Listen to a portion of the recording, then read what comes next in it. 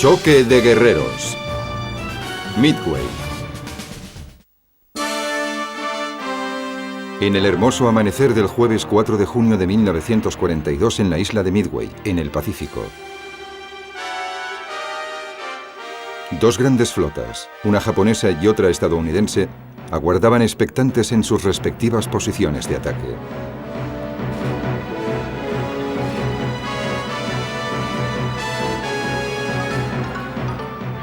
La crucial batalla aeronaval de Midway, en junio de 1942, decidiría el desenlace definitivo de la guerra en el Pacífico, apenas 6 meses después de comenzar el conflicto.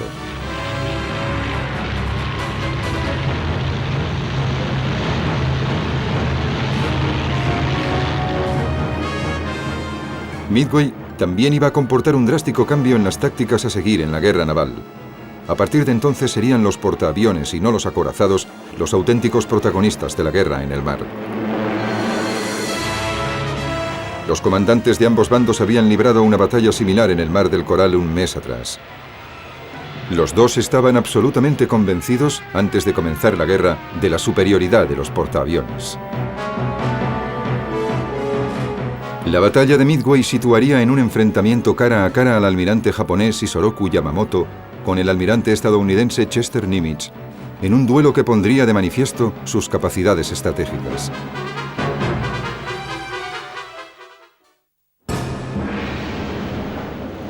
Japón había entrado en guerra principalmente por su carencia de importantes materias primas para crear un imperio autosuficiente. Pero los líderes japoneses se dieron cuenta de que la flota estadounidense del Pacífico iba a representar su principal obstáculo. Por lo tanto, decidieron destruirla mediante un ataque sorpresa a su base principal de Pearl Harbor el 7 de diciembre de 1941.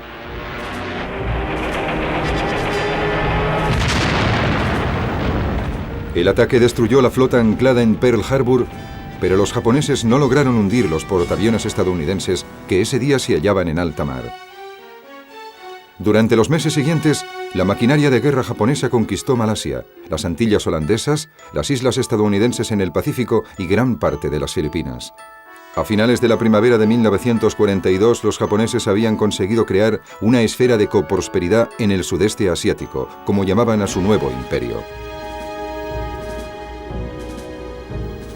Parecía que nada podía evitar que Japón modificara completamente el mapa político del Pacífico.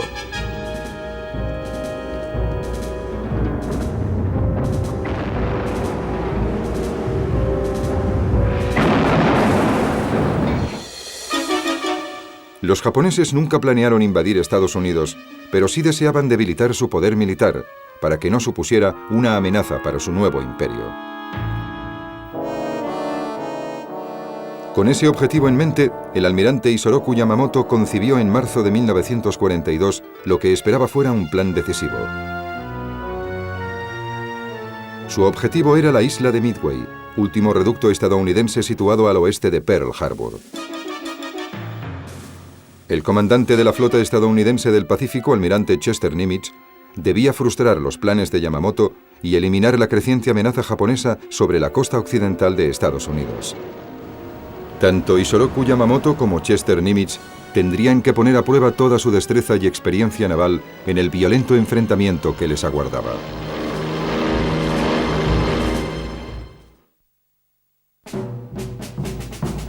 Isoroku Yamamoto había nacido en 1884 en el seno de una familia con pocos recursos, pero con antepasados samuráis. Era inevitable, por tanto, que siguiera la carrera militar en las Fuerzas Armadas. Se alistó en la Academia Naval Japonesa a los 17 años. En 1905, Yamamoto, con el rango de teniente, combatió en la batalla de Tsushima, donde fue derrotada la Marina rusa.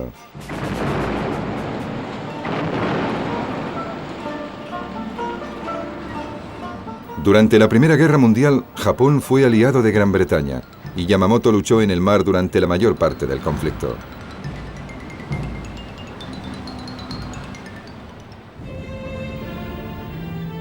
En 1919 se trasladó a Estados Unidos para aprender inglés. Allí estudió en la Universidad de Harvard. En 1925, Yamamoto se convirtió en el agregado naval japonés en Washington, D.C. En 1930, con 44 años, era uno de los almirantes más jóvenes de Japón. Pero Yamamoto tenía controvertidas ideas sobre tácticas navales. Se oponía fervientemente a la visión tradicional que sostenía que los acorazados eran las piezas esenciales en una guerra naval. Por el contrario, apostaba por la aviación naval y afirmaba que con ella se ganarían las futuras batallas navales, por lo que la Marina Imperial japonesa debía tener como objetivo prioritario la construcción de una gran fuerza de portaaviones. Nombrado viceministro en 1937, Yamamoto utilizó su nuevo poder político para que se emprendiera la construcción de 2 nuevos portaaviones. También apoyó decididamente el desarrollo del Mitsubishi Zero, una nueva generación de aviones caza que podía operar tanto en tierra como en portaaviones en el mar. La política de Yamamoto fue decisiva a la hora de que Japón tuviera una de las armadas más poderosas del mundo. Sin embargo, a mediados de la década de los 30, era el ejército japonés y no la armada el que controlaba la estrategia militar. Y la prioridad de los generales era la expansión del territorio japonés. En 1937 se anexionaron Manchuria y entraron en guerra abierta contra China. Yamamoto se había opuesto tenazmente al conflicto.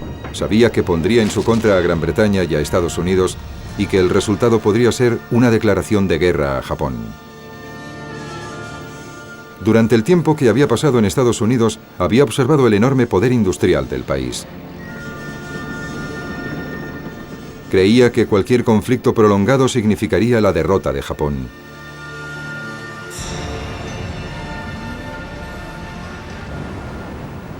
La oposición directa de Yamamoto a la estrategia del ejército japonés no dañó su carrera. En agosto de 1939 fue nombrado comandante supremo de la flota combinada japonesa.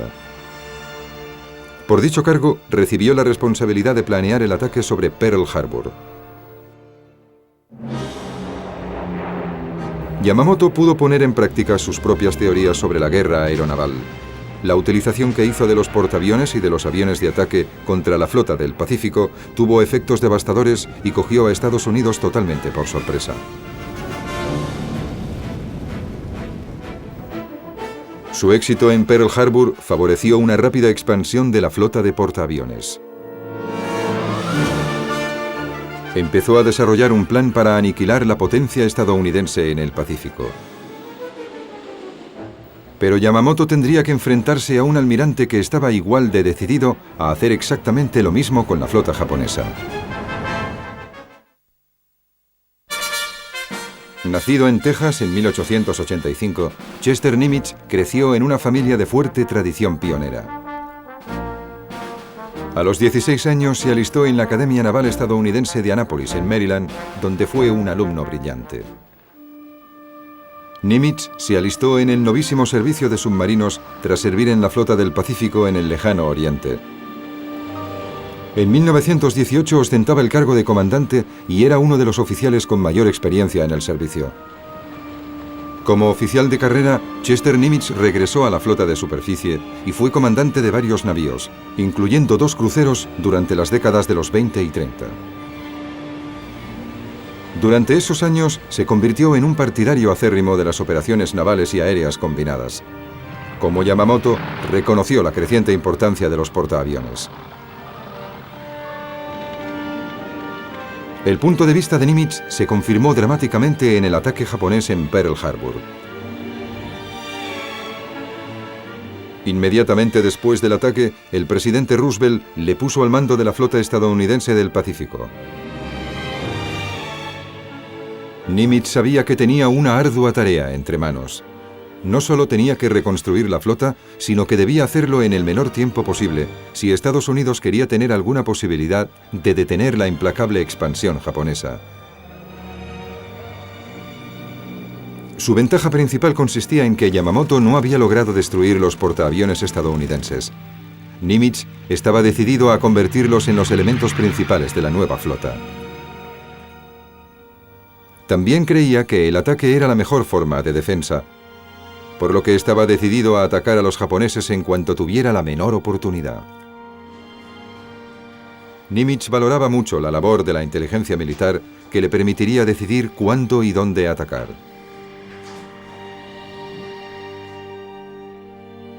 También sabía que tenía que levantar la moral de sus hombres, hundida por el ataque de Pearl Harbor.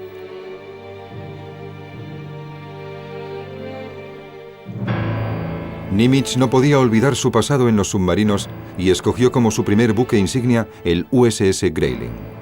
Estaba preparado para luchar como sus hombres. Su contagiosa vitalidad pronto se propagó por toda la flota del Pacífico, junto con el deseo de vengar Pearl Harbor lo antes posible. Había llegado el momento de que los dos comandantes ultimasen los detalles finales a sus planes para localizar y destruir la flota adversaria. Ambos sabían bien que les aguardaba una decisiva misión.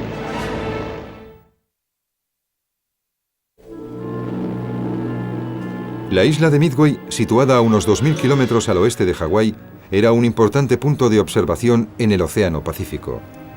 Los japoneses la llamaban el centinela de Pearl Harbor. Yamamoto pensaba que Midway era tan vital para los Estados Unidos que un ataque sobre la isla haría que se concentrara allí la mayor parte de la flota del Pacífico, oportunidad que quería aprovechar para destruirla. Para tener mayores posibilidades de éxito, Yamamoto quería que participara el grueso de la armada japonesa en el ataque para garantizar su superioridad naval. Pero el alto mando japonés, aún muy influenciado por el ejército, ordenó una operación simultánea a la de Midway que requería apoyo naval, y ello redujo el potencial de la flota de Yamamoto para la operación MI, el ataque contra Midway.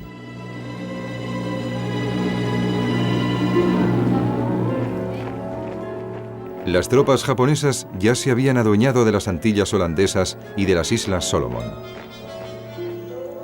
También habían desembarcado en Papúa Nueva Guinea.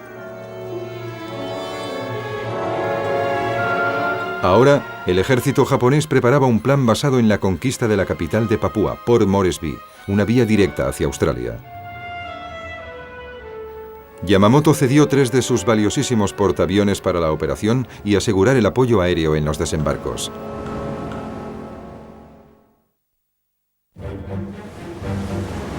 Mientras tanto, Nimitz ya estaba poniendo en práctica su plan de dirigir un ataque inmediato contra Japón. El 18 de abril de 1942, 16 bombarderos B-25, dirigidos por el coronel Jimmy Doolittle, despegaron del portaaviones estadounidense Homet, que navegaba en el Pacífico a 1200 kilómetros al este de Tokio. Su objetivo era la capital japonesa. Lucharon contra las malas condiciones atmosféricas y después bombardearon el corazón del imperio japonés.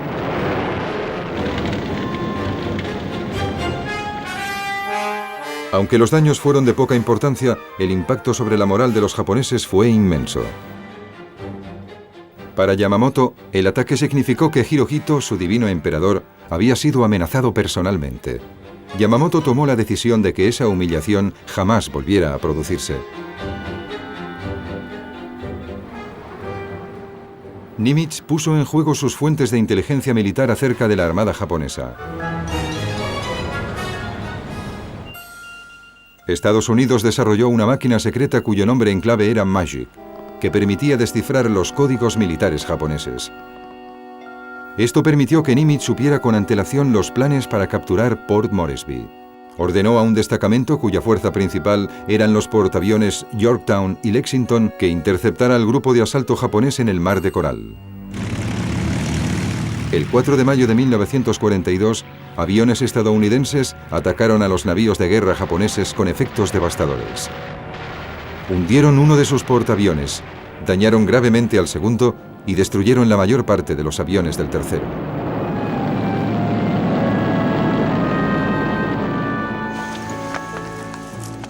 La operación Port Moresby se canceló y las tropas japonesas se vieron condenadas a librar una larga y difícil campaña en la jungla de Nueva Guinea.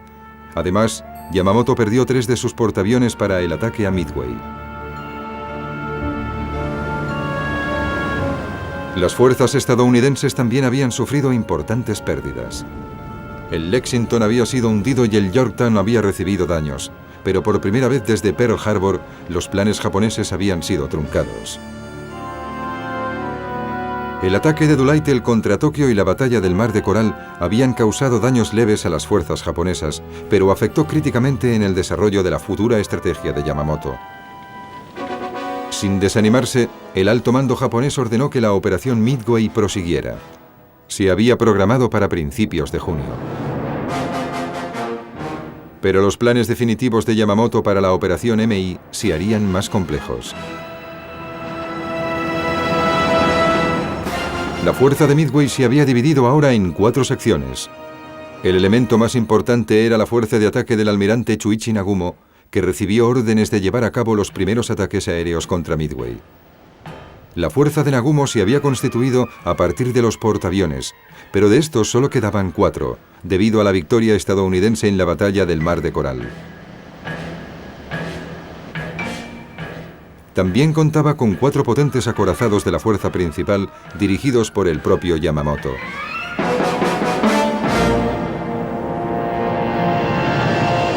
El almirante Raizo Tanaka tuvo el mando de la fuerza de invasión de Midway.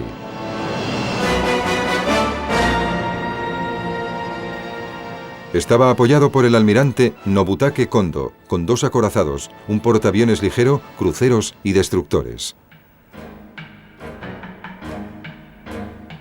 Nagumo y Yamamoto zarparían desde el Mar de Japón. Kondo y Tanaka partirían desde las Marianas. Pero Japón daría el primer golpe mediante una operación de distracción llevada a cabo por el almirante Mishiro Hosogaya, al mando de una segunda flota que zarparía desde Japón y lanzaría un ataque aéreo contra Dutch Harbor, en las Islas Aleutianas. Esta maniobra de engaño tenía como fin atraer a los portaaviones de Nimitz hacia el norte, lejos de Midway. Después de que se hubiese realizado esta operación en las Islas Aleutianas, Nagumo lanzaría un ataque aéreo sobre Midway para destruir la fuerza aérea estadounidense en la isla.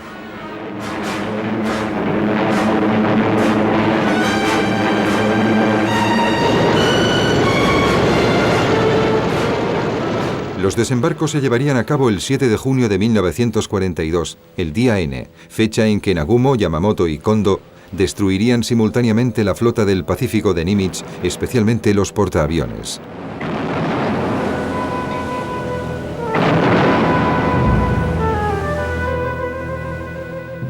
Sin embargo, muchos de los oficiales de Yamamoto creían que la complejidad del plan aumentaba el riesgo de fracaso y le expusieron sus temores.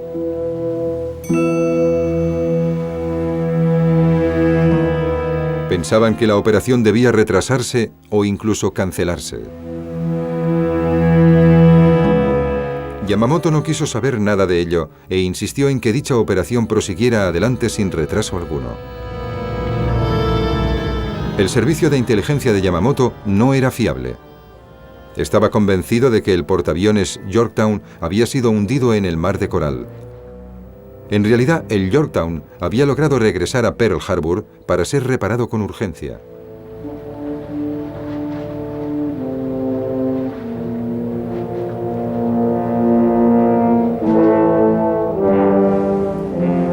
Yamamoto también creía que los otros portaaviones de Nimitz, el Enterprise y el Hornet, seguían atracados en Pearl Harbor después del ataque de Doolittle en abril. En realidad, habían zarpado la noche anterior al ataque de Midway, pero Yamamoto tampoco llegó a saberlo. Utilizó submarinos para observar la actividad naval estadounidense en Hawái, pero empezaron su misión de reconocimiento muy poco antes de los ataques contra Midway, cuando las fuerzas de Nimitz ya se encontraban en alta mar. Yamamoto no solo poseía una fuerza más débil de la inicialmente prevista, sino que tampoco tenía claro dónde se encontraban los portaaviones de Nimitz. Aún así, estaba convencido de que si estos aparecían, los podría alejar de Midway y destruirlos. Lo que Yamamoto también ignoraba era que Nimitz, mediante la máquina Magic, era capaz de descifrar el código japonés. El equipo de inteligencia militar estadounidense había logrado descifrar el JN-25, el código de operaciones de la Marina japonesa. Esto proporcionó suficiente información al comandante de la Oficina de Inteligencia de la Marina estadounidense en Hawái, Joseph J. Rochford, para confirmar que los japoneses planeaban atacar Midway.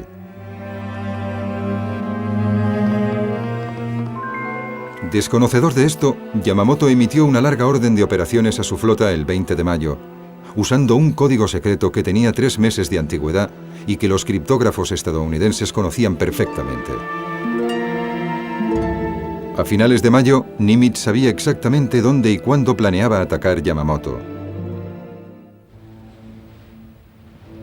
La flota combinada japonesa levó anclas el 27 de mayo de 1942 y zarpó hacia Midway.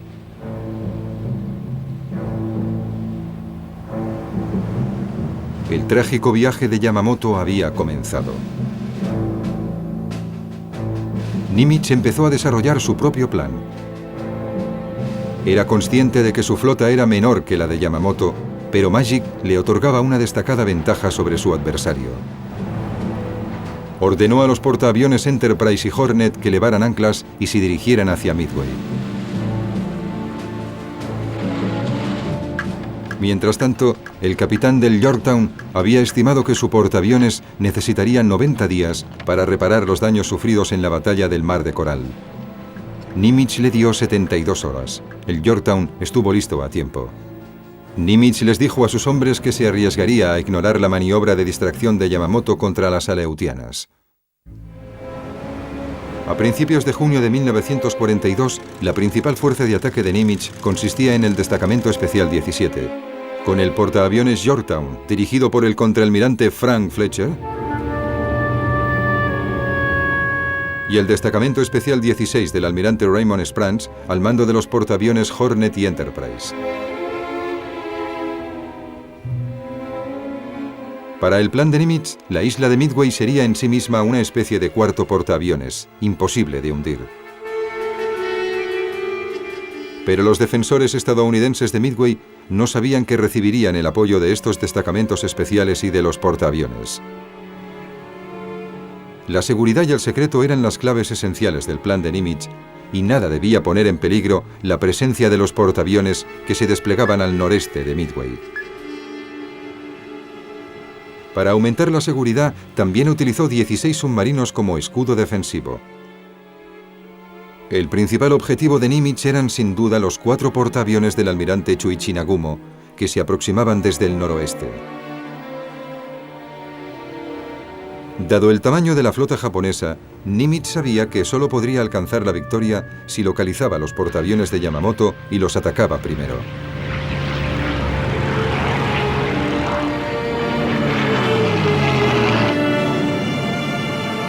Con sus respectivos planes listos, los marinos y aviadores japoneses y estadounidenses se dirigían a la crucial batalla.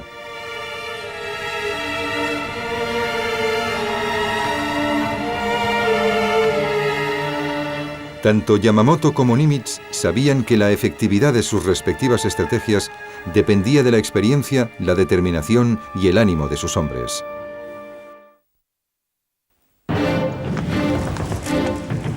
Las Fuerzas Armadas japonesas habían hecho un progreso espectacular desde el inicio de la guerra.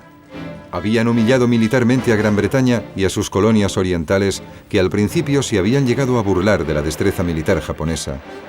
Pero sus rápidas victorias habían llevado a las tropas japonesas a sufrir lo que se conoce como enfermedad de la victoria. Los marinos, soldados y pilotos creían ciegamente que Japón estaba destinado a convertirse en primera potencia mundial. Estaban imbuidos de las virtudes morales y marciales de la tradición samurái. La marina japonesa tenía más experiencia que la estadounidense y había desarrollado tácticas de lucha nocturna superiores, lo que les convenció de que vencerían a las fuerzas estadounidenses. Ese optimismo les condujo a la autocomplacencia y a bajar la guardia, como quedó de manifiesto cuando Yamamoto dio esas órdenes por radio sobre Midway. Incluso el comandante de un escuadrón aéreo japonés comunicó a su cuartel general que quería que el correo de su unidad se enviara a Midway a partir de junio. Poco después de esto, un miembro del propio equipo personal de Yamamoto aseguró que los Estados Unidos no serían capaces de luchar y que no se atreverían ni a zarpar. Las tripulaciones de las dos flotas llevaban ya suficiente tiempo embarcadas como para conocer las condiciones claustrofóbicas de la vida a bordo.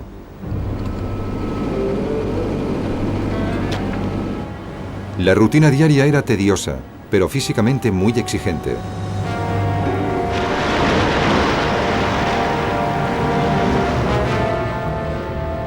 En ese entorno, ambas armadas tenían serias dificultades para mantener a las tripulaciones preparadas para el combate. Una de las preocupaciones principales en las batallas navales era localizar al enemigo, además de los problemas que suponía intentar llevar a puerto un portaaviones dañado.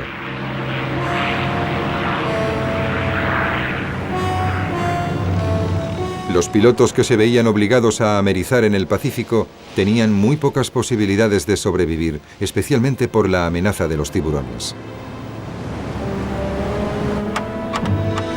Los marinos estadounidenses eran conscientes de su relativa inexperiencia en comparación con los japoneses, pero estaban desarrollando habilidades para superar ese inconveniente y confiaban en alcanzar la misma experiencia en combate que sus oponentes gracias a su superioridad tecnológica y a su profesionalidad.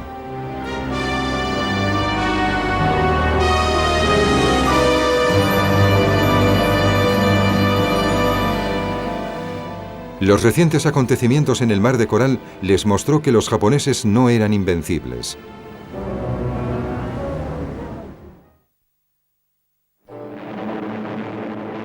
En el aire, el símbolo más potente del poder militar japonés era el caza naval Mitsubishi Zero, que había demostrado ser superior a cualquier avión aliado.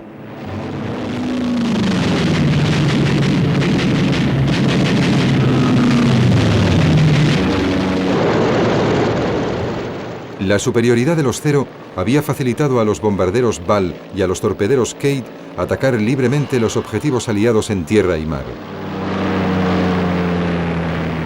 Pero la Fuerza Aérea japonesa había estado continuamente en acción desde Pearl Harbor. Muchos de sus pilotos más experimentados habían perecido. De hecho, muchos de los miembros de las tripulaciones que volaron en misiones contra los estadounidenses no tenían experiencia alguna de combate.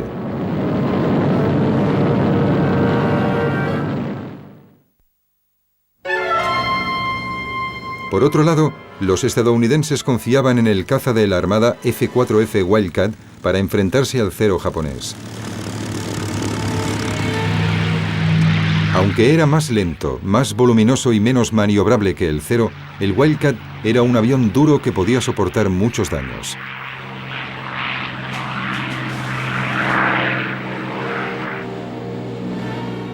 Las principales armas de Nimitz para contrarrestar los Ball y Kate japoneses eran los bombarderos Douglas SBD Dauntless y los torpederos TBD-1 Devastator.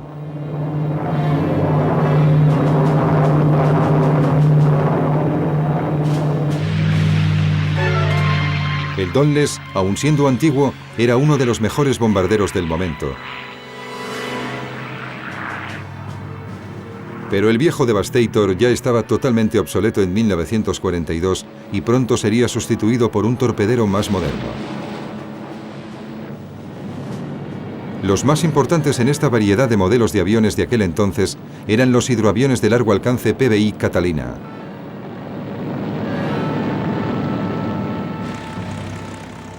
Los estadounidenses se enfrentaron al reto de volar en aviones anticuados con su típico sentido del humor, apodándolos ataúdes volantes, vibradores y aviones de segunda mano.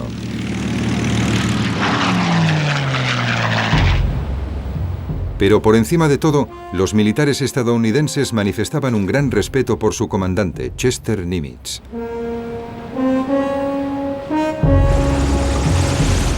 Esto sirvió para que los aviadores y los marinos a su mando sintieran la confianza necesaria para enfrentarse a los peligros de la batalla.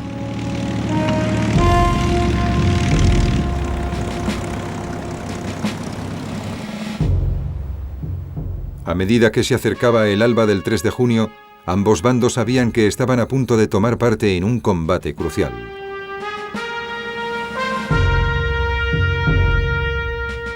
A ambos lados del horizonte, Isoroku Yamamoto y Chester Nimitz habían empezado la cuenta atrás para su decisivo enfrentamiento.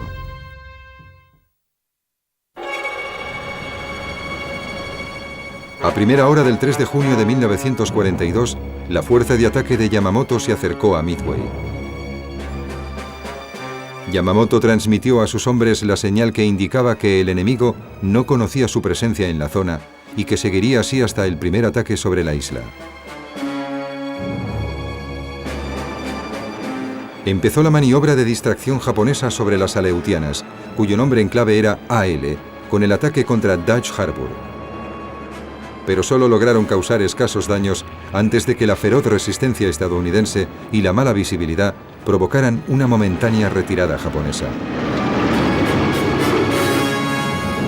Más tarde, ese mismo día, uno de los aviones Catalina de reconocimiento de Nimitz, con base en Midway, divisó los barcos de la fuerza de invasión del almirante Tanaka. Al mismo tiempo, los portaaviones estadounidenses Yorktown, Hornet y Enterprise se encontraron a 600 kilómetros al noreste de Midway. Al amanecer del 4 de junio, los bombarderos B-17 despegaron desde Midway para atacar a la fuerza invasora japonesa. A pesar del mal tiempo, Nagumo, comandante de la fuerza de ataque de Yamamoto, también llevó a cabo su parte del plan. Sus pilotos se prepararon para lanzar un ataque devastador. El objetivo era Midway.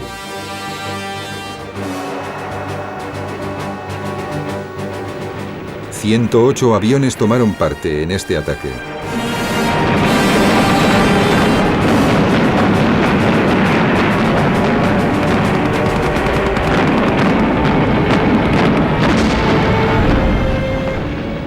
Causó daños considerables, pero la pista principal de despegue siguió practicable.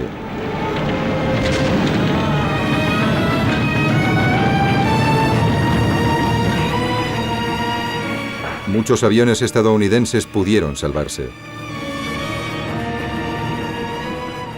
Nagumo perdió 38 aviones. Los pilotos que regresaron le comunicaron que el campo aéreo de Midway seguía estando intacto. Y esto le supuso un dilema. Nagumo podía ordenar otro ataque inmediato sobre Midway o lanzar sus aviones contra los portaaviones en cuanto fueran divisados. En ese momento se produjo el ataque de los B-17 de Midway. No causaron muchos daños, pero convencieron a Nagumo de que debía atacar nuevamente la base aérea estadounidense.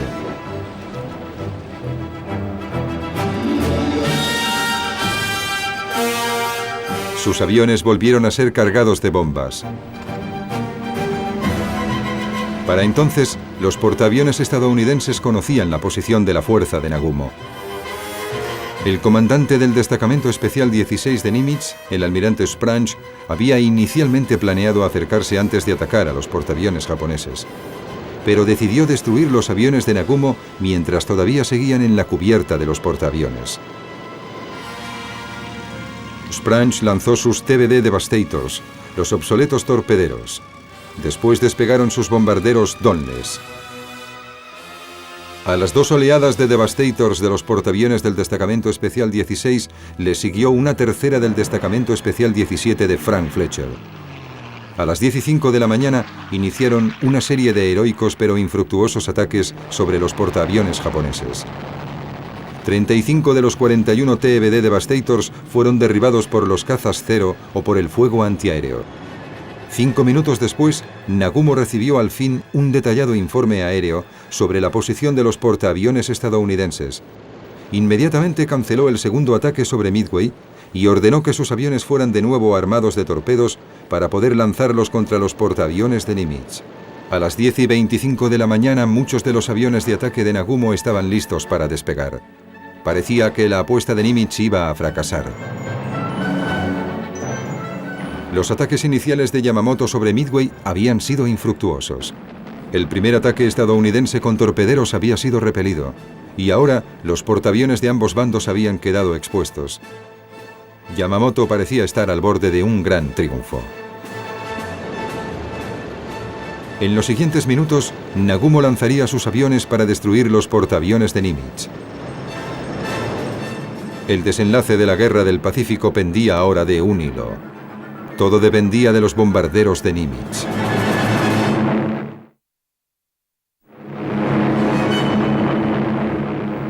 En la soleada mañana del 4 de junio de 1942, las esperanzas del almirante Nimitz dependían de los 60 bombarderos Donless que se acercaban a los portaaviones de Nagumo.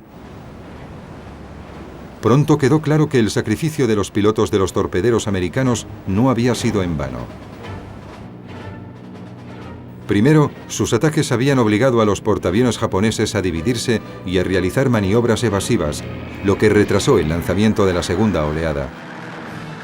También habían obligado al grupo de protección de cazas Zero a volar muy cerca de las olas para proteger a dichos portaaviones. Tercero, los aviones japoneses abarrotaban las cubiertas mientras se rearmaban para el ataque contra los portaaviones de Nimitz. La maniobra de distracción de los TBD de Nimitz permitió que los escuadrones de Donles estadounidenses se aproximaran a los portaaviones japoneses sin ser vistos. A las 10:27 de la mañana, los bombarderos del Yorktown y del Enterprise entraron en combate. Sin ser molestados por el vuelo rasante de los Zeros, lanzaron sus bombas. Los resultados fueron devastadores y determinantes.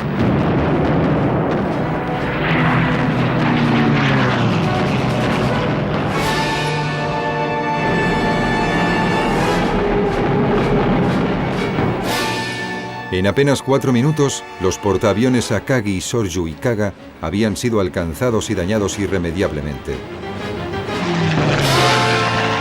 Cuando los Donles estadounidenses se alejaron del lugar de combate, dejaron tras de sí casi 2.500 marinos y aviones japoneses muertos y 3 portaaviones hundiéndose. A pesar de ese cruento golpe a la flota de Yamamoto, los japoneses no estaban derrotados del todo. Lanzaron 2 oleadas de bombarderos desde el portaaviones que quedaba, el Hiryu.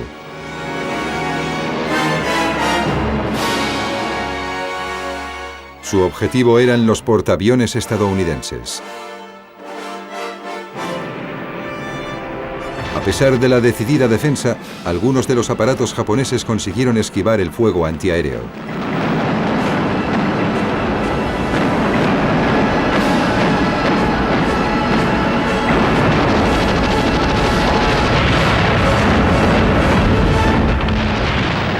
Finalmente, 3 bombas y 2 torpedos hicieron blanco en el Yorktown.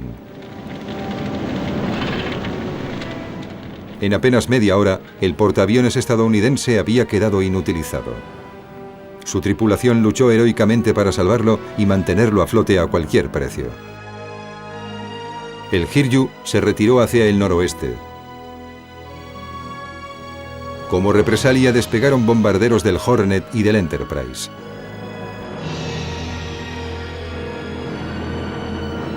Atacaron y terminaron con el Hiryu.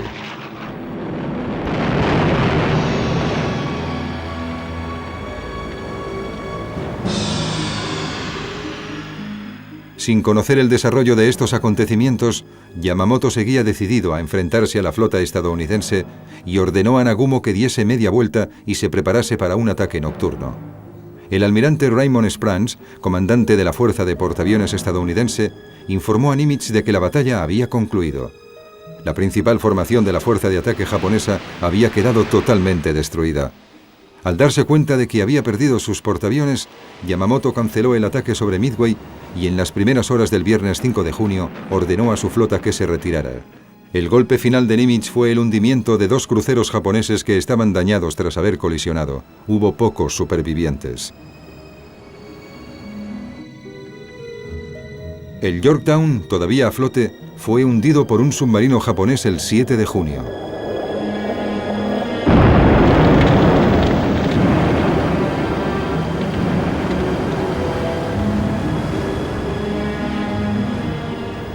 Pero Nimitz había logrado salvar Midway.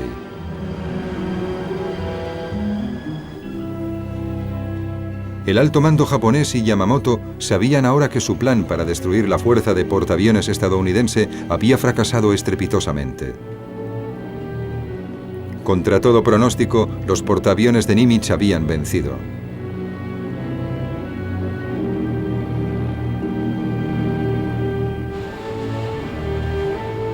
Al final del combate, Yamamoto había perdido 4 portaaviones y 2 cruceros. Más de 300 aviones japoneses habían sido destruidos y alrededor de 3.000 hombres habían muerto o desaparecido.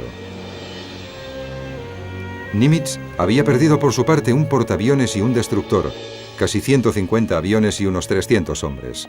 Para él fue una asombrosa victoria.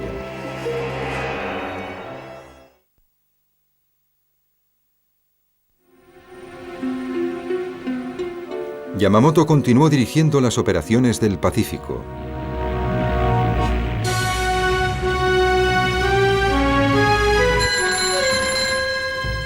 Pero en abril de 1943, los estadounidenses interceptaron un mensaje en clave que daba detalles del itinerario que seguiría Yamamoto durante una visita de inspección a las Islas Solomon. El 18 de abril su avión despegó para visitar una base japonesa.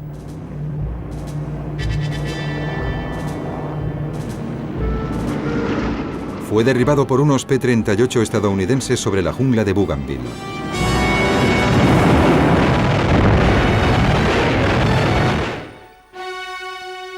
Los restos de su avión permanecen todavía allí.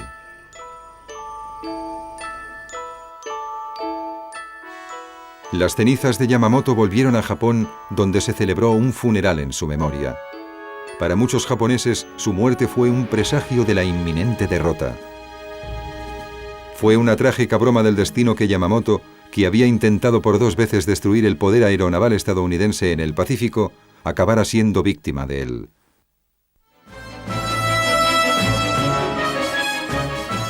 El almirante Chester Nimitz siguió dirigiendo la campaña del Pacífico, aprovechando al máximo la ventaja de su victoria en Midway. Su implacable avance presionaba cada vez más a Japón.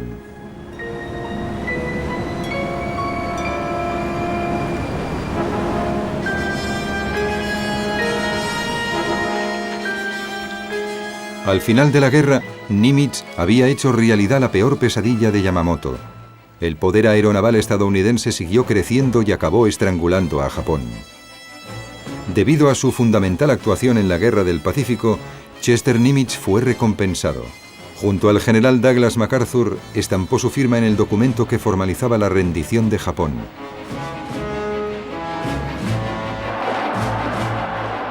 Tras la guerra, cuando volvió a Estados Unidos, fue recibido como héroe nacional y fue nombrado jefe de operaciones navales. Más tarde fue consejero de las Naciones Unidas para Asuntos Navales. Disfrutó de una jubilación activa hasta su muerte en 1966.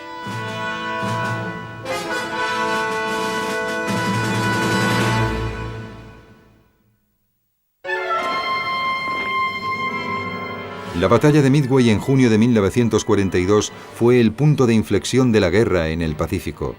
No solo detuvo el avance japonés de forma súbita, sino que además permitió a los aliados pasar a la ofensiva.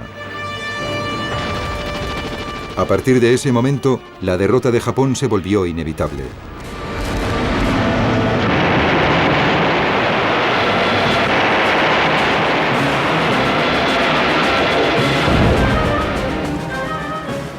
Midway también dejó clara la importancia de los portaaviones y de los aviones como las armas decisivas de la moderna guerra naval, función que continúan teniendo en la actualidad.